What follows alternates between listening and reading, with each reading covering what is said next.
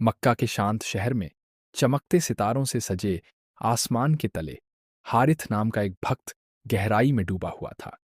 ये रमजान का महीना था, उपवास, आत्मनिरीक्षण और आध्यात्मिक शुद्धि का समय।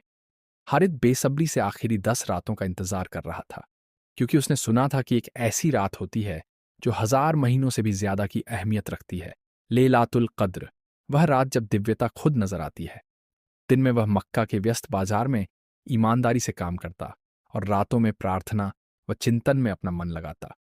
एक खास शाम, जब सूरज धीरे धीरे क्षितिज के पार डूब रहा था और ठंडी रेगिस्तानी हवा उसके चेहरे को छू रही थी, हारित ने काबा की पवित्र दीवारों में सुकून महसूस किया। रात की प्रार्थना में डूबकर उसने अपने दिल और आत्मा को पूरी तरह से इबादत में लगा दिया।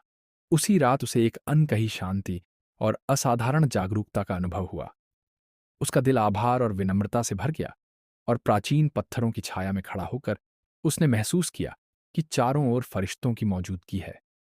गहरे सुदाजे में उसके होठ चुपचाप चल पड़े, जैसे वह समुदाय में पीढ़ियों से चली आ रही प्रार्थनाओं और सबसे महत्वपूर्ण कुरान के उन शब्दों का जप कर रहा हो।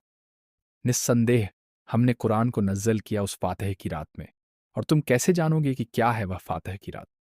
प्रार्थना की चटाई से उठते ही हारिथ का मन शांत था, ये समझते हुए कि उसने एक अनमोल रात का साक्षात्कार किया है। उसने पूरी रात दुआओं में गुजर दी, माफी, मार्गदर्शन और परम कृपा की गुहार लगाई।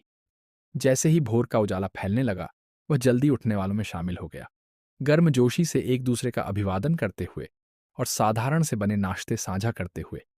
दिन के उपवास से पहले उसका दिल पूरी तरह संतुष्ट था, ये जानते हुए कि उसने अपने रचनहार से अनोखा संवाद किया और एक ऐसी रात का अनुभव किया जिसने उसके जीवन के पन्नों पर हमेशा के लिए अमिट छाप छोड़ दी। हारित की यह लेलातुल कद्र की कहानी हमें यह याद दिलाती है कि सच्ची भक्ति और प्रार्थना कैसे एक साधारण रात को दिव्यता से भर सकती है और एक श्रद्धालु को अनंत से जोड़ सकती है।